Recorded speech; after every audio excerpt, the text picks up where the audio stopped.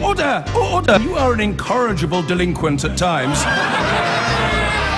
Behave yourself, man!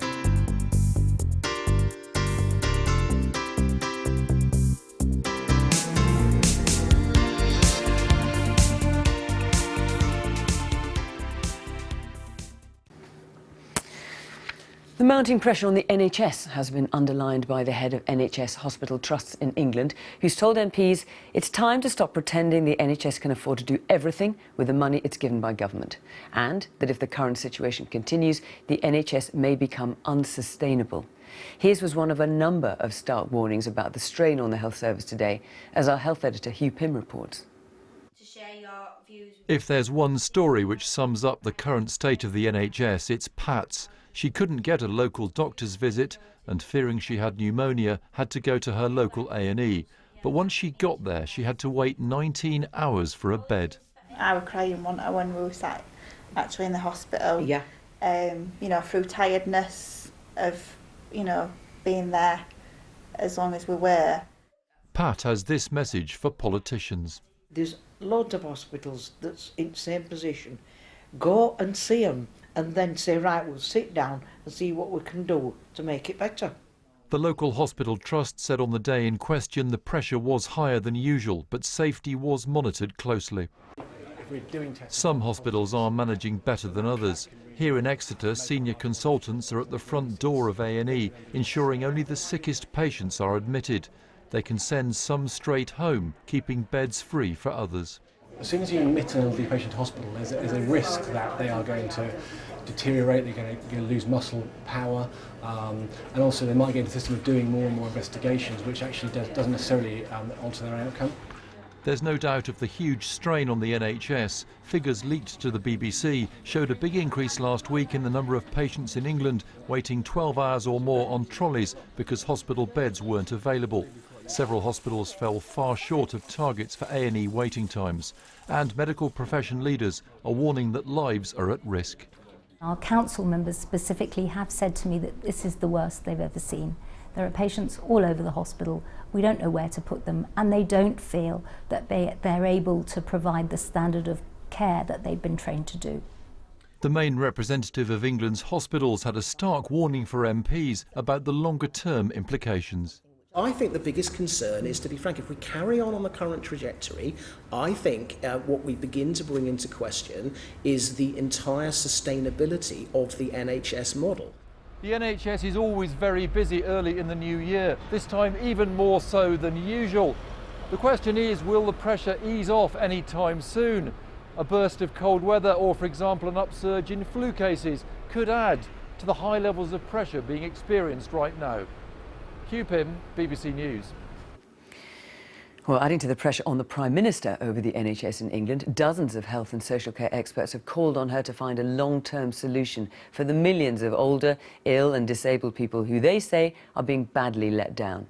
In the House of Commons, the Labour leader accused Theresa May of being in denial about a crisis in the NHS. Our Deputy Political Editor John Pienaar reports. The health service needs help and needs it now. Overworked, understaffed, despite extra doctors and nurses, resources always stretched at breaking point in some places. Is this a winter crisis as bad as any we've seen? Today, the blame, claim and counterclaim reached a new pitch. Prime Minister, are you going to put more money into the NHS? Theresa May came wrapped up and ready for a row, ready to savage the British Red Cross for saying the NHS faced a humanitarian crisis. To use that description of a national health service which last year saw 2.5 million more people treated in accident and emergency than 6 years ago was irresponsible and overblown. And critics seized on this as complacency. I accept there have been a small number of incidents where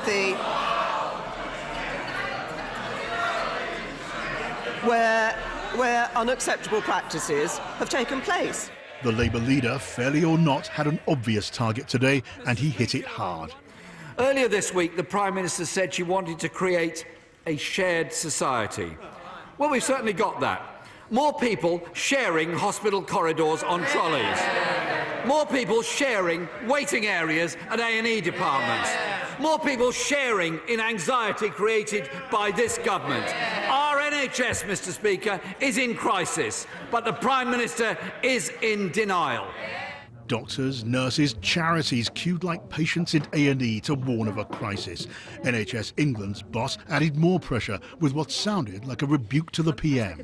In the here and now, there are very real pressures. Over the next 3 years, funding is going to be highly constrained. And in 2018-19, as I previously said in October, real terms NHS spending per person in England is going to go down. Here was a tabloid headline about the NHS falling behind in Europe and a pointed reminder to Theresa May. These were problems tougher than those she was used to. We don't have the, we can't change the ageing. Our demand dynamics are quite different than, say, the criminal justice system. Winter health crises are as predictable as winter. But when's there been a warning chorus like this one? There's never enough cash and resources, but the squeeze is real. And changing the way treatment's delivered is a long-term project, uncomfortably long for a government being judged day after day on the service closest to people's hearts. Like it or not, responsibility and blame for the NHS rests squarely on Theresa May and her ministers. John Pienaar, BBC News, Westminster. Clamour of criticism about the state of the NHS in England and Wales has been growing all week. And it reached fever pitch today. Theresa May came under fire from Jeremy Corbyn in the Commons, followed by an all-day debate on the crisis. Doctors' organisations gave dire warnings, and this afternoon the boss of NHS England told MPs investment is desperately needed. Here's our health editor, Rachel Younger. You know that feeling when it never seems to stop, when they just keep on coming? It's been like that for months in our A&Es. Today, there was a dose of the same medicine for the Prime Minister, with critics lining up to tell her something has to give. Earlier this week, the Prime Minister said she wanted to create a shared society. Well, we've certainly got that. More people sharing hospital corridors on trolleys. More people sharing waiting areas at A&E departments. Jeremy Corbyn quoted the doctors who today claim the NHS was underfunded and overstretched. The Prime Minister, flanked by two of the Brexit campaigners who'd promised the NHS millions, didn't sound overly worried. I accept there have been a small number of incidents where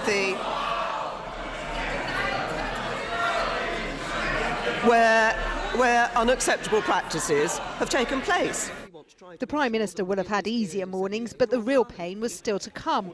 Her claim the government had coughed up more than the NHS had asked for, torn apart by the very man who runs it. Like probably every part of the public service, we got less than we asked for in that process. And so I think it would be stretching it to say that the NHS has got more than it has asked for. And this is what's pushed his trademark loyalty to the limit. Hospitals that just can't cope, patients shorn of their dignity. This was Blackburn last week. Today, at London's Chelsea and Westminster, there isn't a single bed spare. They're stretched to the limit. Everybody has to be working at their absolute maximum for us to be able to even reach where we are now, let alone what's going to happen in the future. As you know, we're about to hit a flu season. The flu season's only just starting, and that's only going to bump our numbers up even further. And how do you cope with that when you're already running at over 100% occupancy? That's an interesting question. And it's one faced across the country. Not since the 4-hour waiting standard was first introduced have so many patients found themselves having to wait for much longer. Despite the Herculean efforts of NHS staff, last month's figures were the worst they've ever been. And since then, hospitals like this one have come under even more intense pressure. The government has ring-fenced the NHS budget, and what a difficult economic times. The reality is that may have to be enough. Rachel Younger, ITV News. Well, let's go to our political correspondent Libby Wiener now. Now, Libby, how difficult is it going to be for Mrs May to ignore what Simon Stevens had to say to MPs today? Well, quite difficult, I'd say. I've seen Simon Stevens give evidence to MPs before. I've interviewed him before, and he's always been extremely diplomatic, but not today. He let rip, effectively undermining the Prime Minister's claim that the NHS is getting more money than it has asked for in the past, and perhaps most worryingly of all, saying that the money is running out. Spending will be down in real terms from 2018.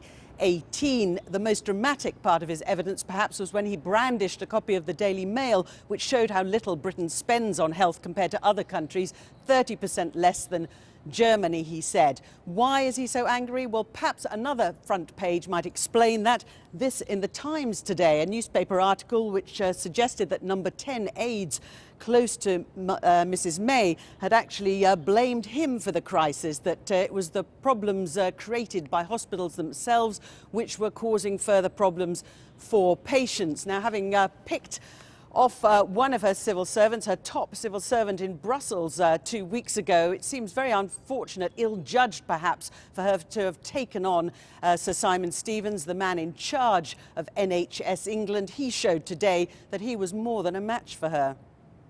Libby Vina in Downing Street, thank you. It was an extraordinary hearing at Westminster that on any other day might have been leading the bulletins. The Chief Executive of NHS England, Sir Simon Stevens, flatly contradicted the Prime Minister's claims that the NHS had been adequately funded, saying the service hasn't been given more money than it asked for.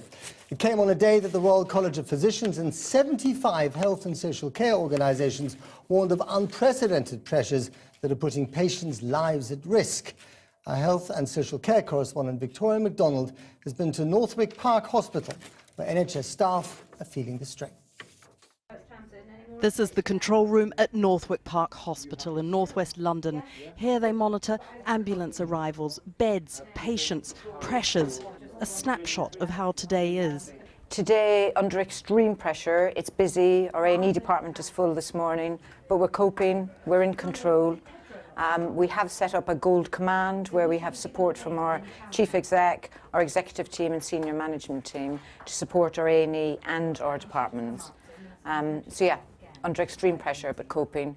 Even as we stood there, you could see more ambulances were coming in, including 2 blue light admissions, the most serious, breathing problems, allergic reactions, a convulsion, and so it continued. When it shows black on the screen like that, and I can see that there are twice as many hospitals now as there were at 11 o'clock this morning. What does that black mean? Black means they're under pressure. So there is a gradient of how you work out the pressure. So you look at your A&E, you look at your beds, and that will indicate, it's an indicator of what it's like across the patch, across the whole of, for here, it's across the whole of London. Does it ever feel unsafe?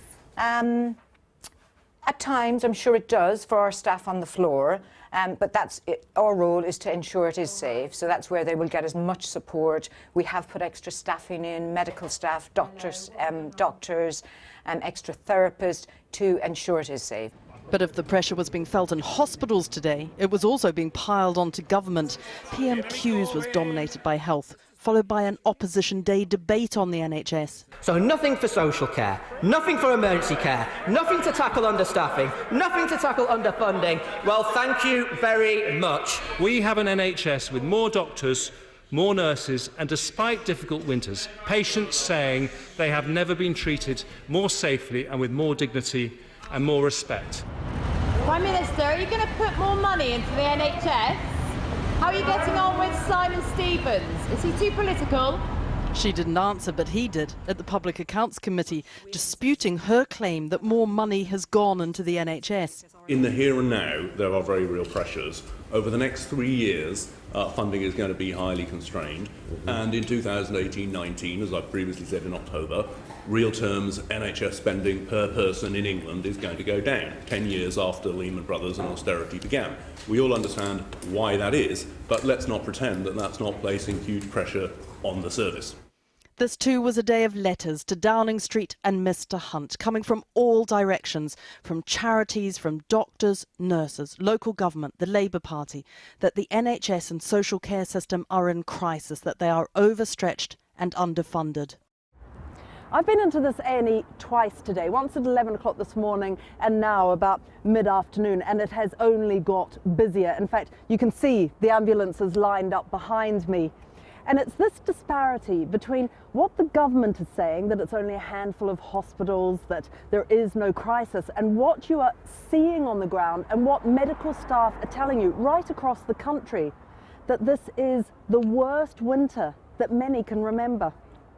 And one of those letters came from the Royal College of Physicians in a highly unusual move, warning Theresa May that services are too often paralysed by spiralling demand.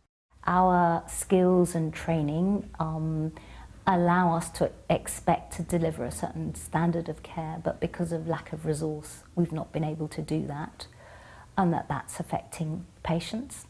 It's affecting the morale of the profession, and it's increasing the likelihood that patients will come to harm. And then there was the other letter, 75 organisations calling for a cross-party, long-term solution to the current crisis in health and social care. It needs to be cross-party because actually we've got nowhere over the last 5-10 years in addressing really serious issues, and if parties go it alone it just becomes a political football and it's too serious for it to be subject to yaboo politics. But even as they were debating in the Commons and giving evidence to committees, the patients just kept on coming through these doors. The winter pressures as intense as ever. Victoria MacDonald reporting. And in the Commons today, the Labour leader, Jeremy Corbyn, accused Theresa May of being in denial in a Prime Minister's Question Time dominated by the NHS. Joining us now from Westminster, our political editor, Gary Gibbon. Gary.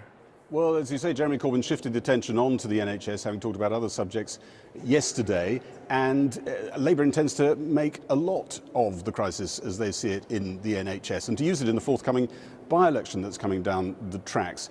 He was, as you say, implying that Theresa May had been belittling the problems of the NHS. She was coming back and saying that actually some other people had been exaggerating the problems of the NHS. Here's how those exchanges went.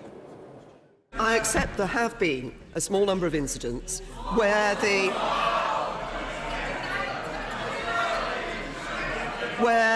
where unacceptable practices have taken place. Earlier this week, the Prime Minister said she wanted to create a shared society. Well, we've certainly got that. More people sharing hospital corridors on trolleys. More people sharing waiting areas at A&E departments.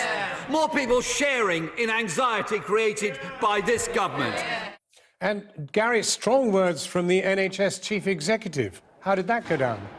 Like a cup of cold sick with number 10, I suspect. These were very strong words. There was a story on the front of the Times this morning saying that people around Theresa May, very close to Theresa May, had been doing down Simon Stevens, the head of NHS England, and he came back fighting on with all guns today. He said that one of the remarks that had been made about the NHS getting more than it asked for, a remark by Theresa May, was stretching it. And he said that we can't change ageing Britain. We are quite different, we the NHS, from the criminal justice system. And that's a very direct attack at an argument that Theresa May repeatedly uses in meetings on the NHS and other areas of spending, where she says, well, look, I brought down the police budget and I managed to get crime down at the same time. Why can't you do that with other bits of the public sector? He's saying this bit of the public sector is totally different. There are completely different things going on here with demographics and other things. And I think these tensions are reaching a point where you're just wondering whether you're looking at the next, as it were, Sir Ivan Rogers. An awful lot of people walked out of that committee hearing with Simon Stevens today thinking he sounded like a man who was going to walk. He can't actually technically be sacked under the Andrew Lansley reforms, but he doesn't look like a man who has an appetite for Theresa May's approach to government. Strong stuff, Gary. Thank you very much. And Matt. Well, earlier I spoke to the Conservative MP and former Health Minister Dan Poulter, who still works as a doctor in the NHS. I began by asking him who we should believe, the Red Cross, who describe a humanitarian crisis in the NHS, or the Prime Minister, who today said that such language is overblown. Well, look, I still work as a doctor in the NHS on the front line. I see the realities of the pressures that the health service is under, and certainly this is the worst situation that I can remember in about 10 or a little bit more years of practicing medicine. But I think humanitarian crisis is certainly extreme, because that conjures up images of Syria, Iraq and other parts of the world where that we would associate with that expression.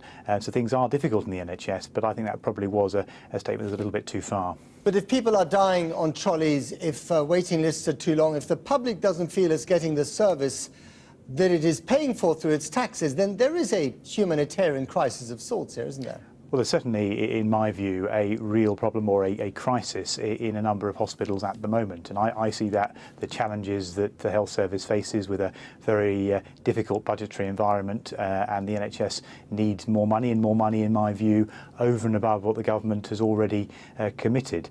So beyond the Red Cross and its language, Sir Simon Stevens today, the head of the NHS, said, again, in very strong language, we don't have all the money that we wanted or that we need. We're having to dip into capital budgets to survive on a day-by-day, week-by-week basis. I mean, that's a pretty alarming picture, isn't it? It is a very alarming picture. It's certainly a picture that I recognise. I work in mental health, and what we see in the mental health sector is sometimes that money being stripped away to prop up the acute sector, with many hospitals in huge debt. So all parts of the health system are under tremendous strain. There is not enough money to go round, and eventually something has to give. The way I see the health service at the moment, it's like a submarine running into increasingly shallow waters, occasionally finding deeper pockets of water and very often hitting the rocks. And at the moment it's hitting the rocks, and the only way out of this is to find extra money now and a sustainable funding solution to provide extra money for the health and care system in the years ahead. And I'm very pleased today that the Prime Minister has agreed to meet with me and Norman Lamb and other MPs on a cross-party basis to look at exactly that. But let's be honest, these are self-inflicted wounds, aren't they? I mean, arguably the reorganisation has been a disaster. The funding is insufficient. The political relations between the Secretary of Health, junior doctors, are famously in tatters. I mean, one thing after another. This didn't just come from anywhere, out of nowhere. This is something that was, in large part, self-inflicted by the Tory government. Well, certainly the junior doctors dispute wasn't the most deftly handled dispute by any government, and morale is not good.